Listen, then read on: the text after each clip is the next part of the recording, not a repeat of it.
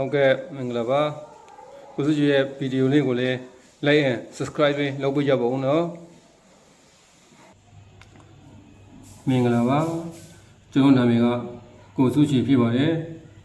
မိတ်ဆွေများညီငယ်ညီမငယ်များကိုဒီနေ့ကိုစုကြီးကနေစာပေဗဟုသုတလေးတစ်ခုကိုမျှဝေပေးမယ်နော်မိတ်ဆွေများညီငယ်ညီမငယ်များနေကောင်းကြလားနော်ကျမကြီးလေးကြိုးစိတ်ကြပါနော်ဒီနေ့ကိုစုရှိ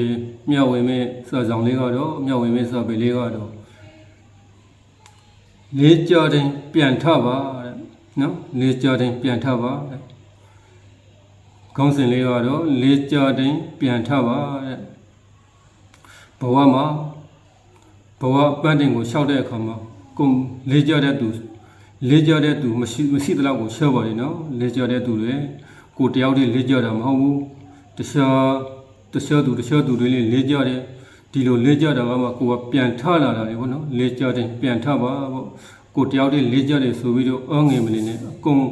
ကဘာမှဒီလိုပန်းတင်ကိုလျှောက်တဲ့အချိန်တိုင်းမှာပန်းတင်ကိုလျှောက်တဲ့လူတော်တွေအကုန်လုံးလေးကြဟူတဲ့သူတွေရှိပါပဲလေးကြပြီးမှပြန်ထလာတယ်ကြပါပဲဒါကြောင့်ဒီနေ့စာပေလေးမှာတော့ညီမိုက်ဆွေများညီငယ်ညီမငယ်များကိုစုကြီးကလေးကြော်တင်ပြန်ထပါဆိုတဲ့စာပေလေးကိုကိုစုကြီးမျှဝေရှင်းပါဗျလေးကြော်တင်ပြန်ထပါနော်လူတိုင်းဘဝပန်းတင်ကိုရှောက်လိုက်အောင်မှာဆိုလို့ရှိရင်လေးကြော်တတ်ကြတယ်ရှိုလေးတတ်ကြတယ်ဒီလိုမျိုးရှိုတဲ့ကိုယ့်ဘာတော့ကိုပြန်ထတာလေးရှိတယ်တခြားသူတွေထူလို့ထပေးရတာလေးရှိတယ်နော်ဒီကိုဘဝ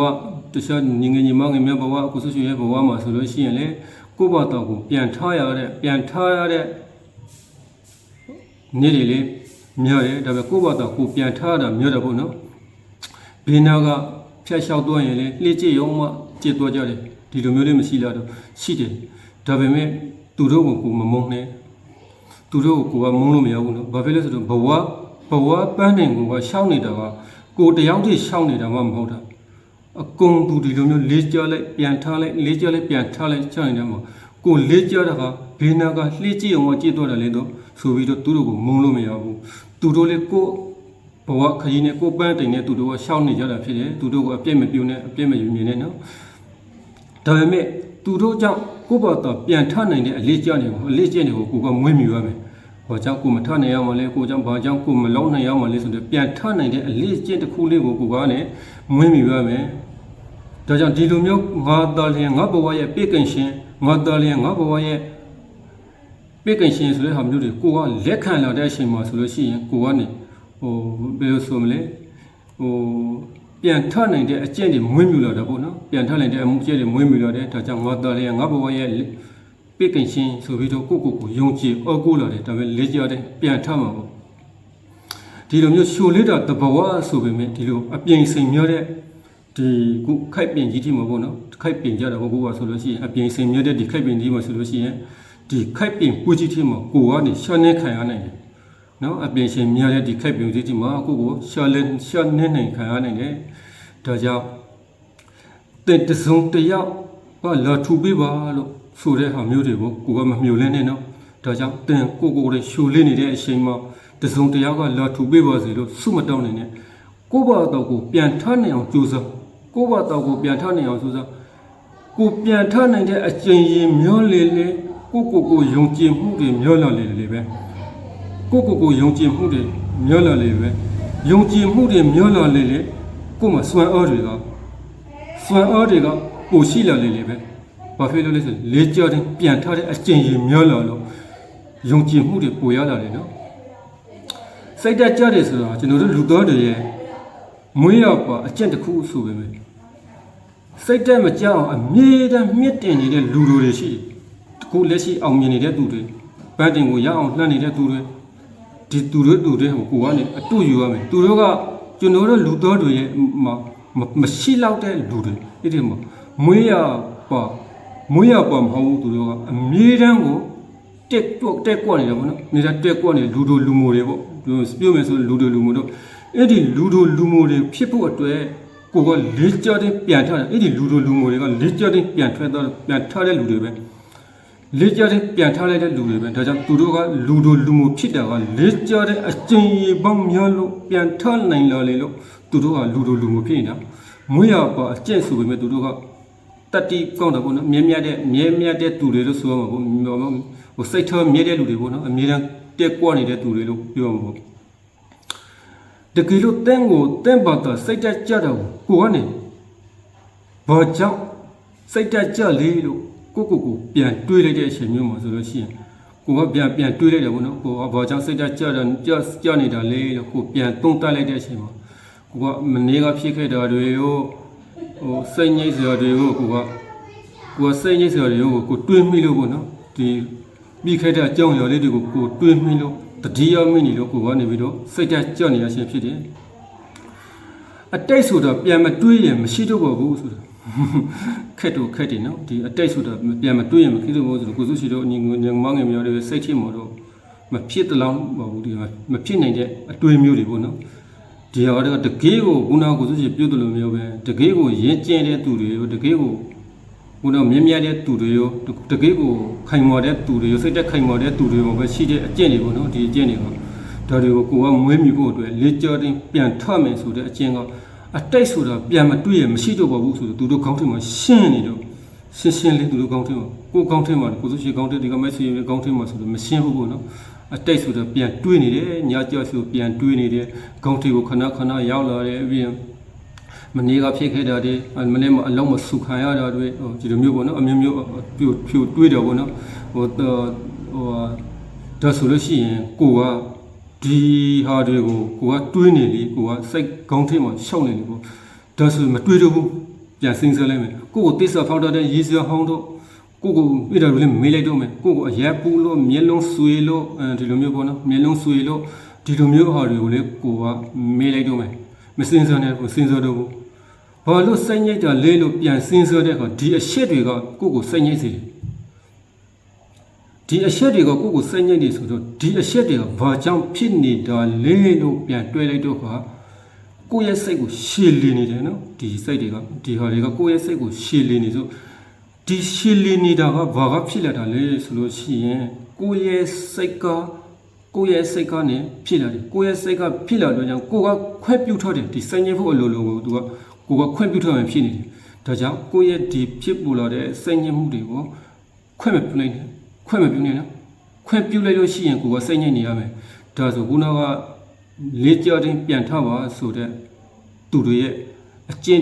ရမျောလာလေဒီလိုမျိုးလောက်ဆောင်မှုတွေကောင်းလာလေခုလိုမျိုးခွဲမလန်းနိုင်တဲ့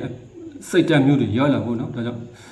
လေးကြောတင်ပြန်ထပါဆိုတဲ့ခေါင်းစဉ်လေးနဲ့အညီကုသဆွေကနေတင်ပြရခြင်းဖြစ်တယ်ဒါဆိုအတိတ်အကြောင်းပြုပြီးတော့အနာဂတ်အကြောင်းလေးနည်းနည်းပြုရစေမနေ့ပြန်တင်အတက်တောင်ရှင်ဘမလားလို့ပြုရင်ဖွက်လွေးပါစေရှုပါစေဆိုပြီးတော့ပြုမယ်စိတ်လေးစူးချင်စူးမှာပေါ့နော်ဖွက်လွေးပါစေရှုပါစေပေါ့နော်ဆိုပြီးတော့ပြုနေအောင်မယ်ဒါပေမဲ့အဲ့ဒါတွေကအမှန်တရားတွေဖြစ်နေတယ်ဒါပေမဲ့အဲ့ဒါတွေကအမှန်တကယ်ဖြစ်နေတဲ့အမှန်တရားတစ်ခုဖြစ်နေတယ်ဒီတော့မနေ့ပြန်အကြောင်းကိုလည်းမစင်စားတော့ဘူးဒီလိုမျိုးညတိုင်းရေစုံဒီလိုမျိုးကိုညတိုင်းဆိုလေကိုကမတွေ့တော့ဘူးဒီဟာတွေကိုကိုကရေစုံမြှုပ်လိုက်တော့မယ်ဦးနောက်ထိပ်မှာလုံးဝကိုမထားတော့ဘူးပေါ့နော်ဒီလိုမျိုးဆိုရင်တော့အကောင်းဆုံးပဲဒါကအကျင့်တွေကဒီလိုအကျင့်ရမျောလာလေမှဒီဟာတွေကိုလောက်ဆောင်လို့ရမယ်နော်ဒီဟာတွေကိုလွယ်နဲ့တော့လောက်ဆောင်လို့ရမှာမဟုတ်တော့ဘူးအဲ့ဒီလိုပြုတ်တော့အနာဂတ်အကြောင်းမစင်စားရင်မိသားစုတွေဘယ်လိုလုပ်မလဲအတိတ်ကြောင့်မတွေးတော့မိသားစုတွေဘယ်လိုလုပ်မလဲလို့ပြန်မင်းနေတယ်ပေါ့နော်ပြန်မင်းနေတယ်ဒီဟာဆိုလေရှင်းလေးတော့ဖြေလို့ရတယ်ကိုကအရာတိုင်းကိုအချိန်တိုင်းမှာအကောင်းဆုံးလုံးနေမယ်ဆိုရင်တော့အနာဂတ်လေးလှပနေမှာပေါ့နော်ဒီလိုမျိုးအနာဂတ်တွေကိုလေသူကအကောင်းဆုံးလုံးနေရမှာပေါ့အကောင်းဆုံးလုံးနေရတော့အနာဂတ်တွေလေကိုကပို့ပြီးလို့လှပမယ်ထင်တယ်ဒါဆိုရင်တင်အကောင်းဆုံးလုံးနေရုံကလွေလို့ကိုကနေအကောင်းဆုံးကိုတော့ရွေးပြီးလောက်ရမှာပေါ့နော်ဒါဆိုရင်အကောင်းဆုံးတွေကိုလောက်ရုံကလွေလို့အနာဂတ်ကိုပြုပြင်လို့ရဖို့နေလမ်းမရှိအကောင်းဆုံးတွေကိုလောက်ရုံကလွေပြီးအနာဂတ်ကိုပြုပြင်လို့ရဖို့နေလမ်းမရှိ အကောင်ဆုံးတွေကိုကိုကပြုတ်ပြင်ရမယ်အနာဂတ်ကောင်းဖို့အတွက်နေလန်းဟာအကောင်ဆုံးတွေပြုတ်ပြင်ရဖို့နေလန်းတဲ့အနာဂတ်ရဲ့လှပဖို့အတွက်ဟာအကောင်ဆုံးပြုတ်ပြင်နေတဲ့အကောင်ဆုံးတွေလောက်ရုံကလွေပြီးအနာဂတ်ကိုပြုတ်ပြင်လို့ရဖို့နေလန်းမရှိတဲ့မှန်တယ်နော်ဒါလေဒါဆိုညာတိုင်းအနှိုက်လျှောက်လိုက်တော့ညာတိုင်းကိုကနှစ်ဖူးကိုလက်တင်ပြီးအကြောင်းအရာတွေကိုစဉ်းစားလိုက်တော့ကိုစဉ်းစားခဲ့တဲ့အရာတွေမှာလေခွေးရှာရမယ်ကိုကမကောင်းတာတွေတွေးနေလားကောင်းတာစီကိုပဲတွေးနေလားဆိုကိုတော့ညီကိုတော့မိုက်ဆွေတော့ကိုစုစီရကောင်းတယ်မှာမကောင်းတဲ့ဟာတွေကိုပဲတွေးတယ်မြတ်တယ်ကောင်းတဲ့ဟာဆိုနင်းနေလေးပဲပေါ့တယ်ဒါဆိုတဲ့မကောင်းတဲ့ဟာကိုတွေးနေတဲ့ဟာကအရှင်ကကုံတော့ရောမကောင်းတာတွေကိုတွေးတော့အရှင်ကကုံတော့ရောလုံးဝကိုကုံတော့ရောဒါကြောင့်မနေ့ပြန်အကြောင်းပူပင်စဉ်းစားခဲ့တာတွေဟာနောက်နေ့ကျရင်ကိုကအကျိုးမရှိလိုက်ပြီဘာကြောင့်အကျိုးမရှိလဲဆိုတော့မကောင်းတာတွေကိုတွေးတောခဲ့တာတွေမျိုးလို့မနေ့ကျလို့ရှိရင်အတွေ့ကအကျိုးမရှိဖြစ်သွားတယ်ဒါကောင်းတာကိုတော့တွေးခဲ့မယ်ဆိုရင်တော့အဆင်ပြေတာပေါ့နော်မကောင်းတာကိုတွေးမယ်ဆိုရင်တော့အဆင်ပြေတယ်ကိုကမကောင်းတာတဝက်ကောင်းတာတဝက်မကောင်းတာတဝက်တွေးရင်နဲ့အရှင်ကကုံတော့ရောဒါဆိုကိုစင်းစားဖို့ဟာမှာတခုမှလည်းတော့အကောင်းဆုံးကိုရွေးပြီးစင်းစားရမယ်လုံးဝမကောင်းဆုံးတဲ့အရာတွေကိုစိတ်ညစ်စရာတွေဆိုတော့လုံးဝကိုဖြေရှင်းပေးရမယ်ဒီတွေးတဲ့ဟာမှာဆိုရင်အတွေးမှာလေဒီအတွေးမှာကိုကဖြေရှင်းပေးရမယ်ဒါကြောင့်ဒီအတွေးတွေကိုဖြေရှင်းဖို့အတွက်ဒီအတွေးတွေကိုကောင်းလာဖို့အတွက်ကိုကုစားပေးဖို့ဟာဘယ်ကကုစားပေးမှာလဲဆိုတော့အရှင်ကပဲကုစားပေးတော့မှာနော်အရှင်ကပဲကုစားပေးတော့မယ်ဒါကြောင့်အရှင်ကိုလေးစောင့်ရမယ်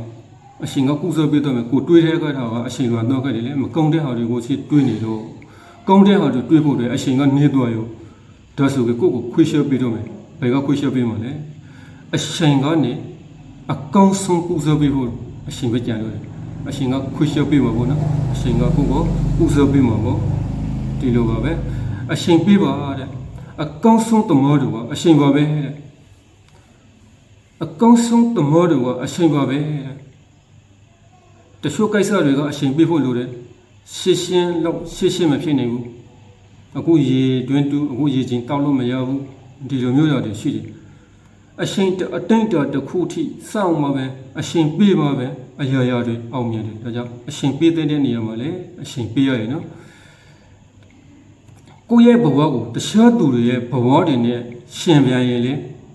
မကောင်းပြန်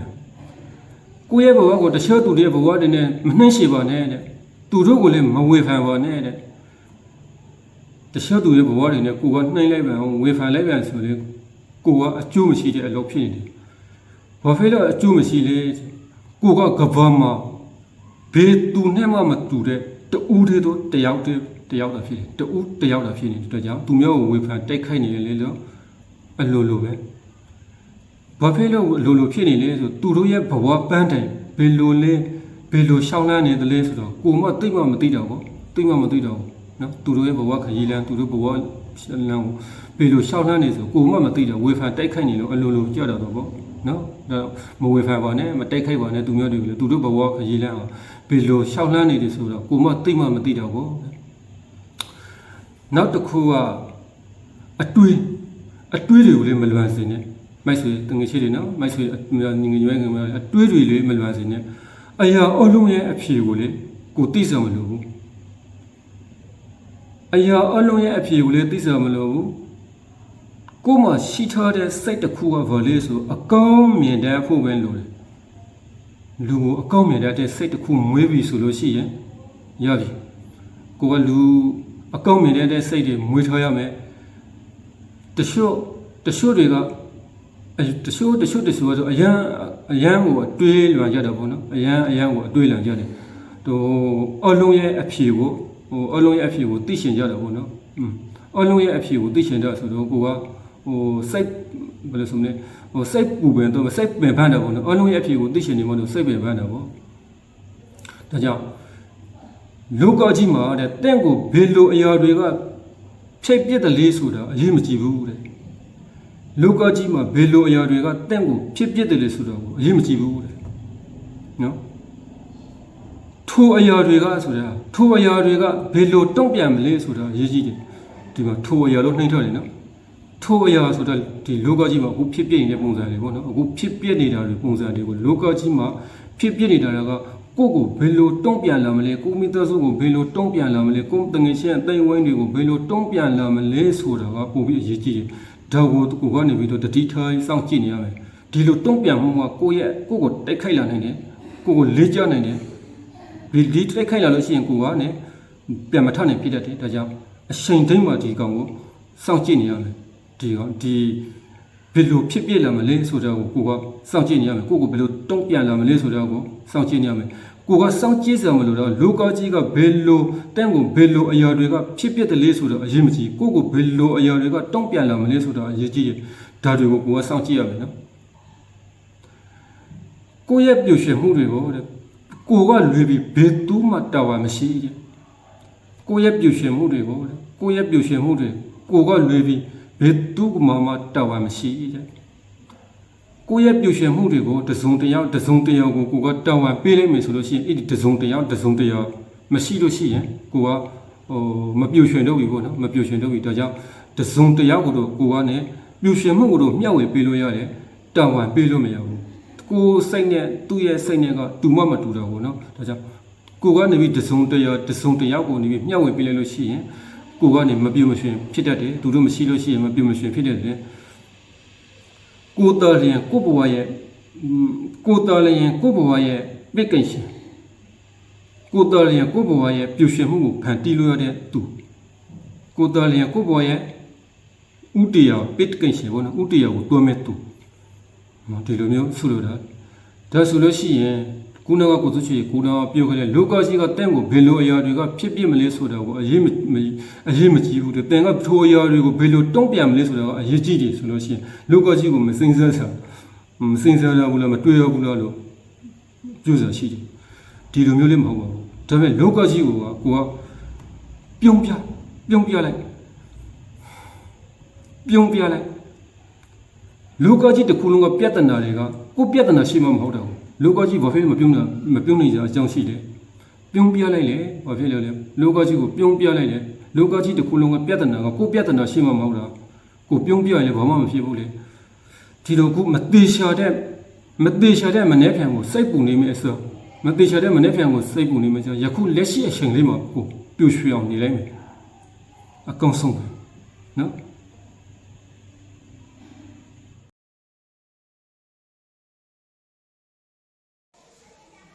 ဟုတ်ကဲ့မင်္ဂလာပါကိုစုကြီးရဲ့ဗီဒီယိုလေးကိုလည်း like and subscribe လုပ်ပေးကြပါဦးနော်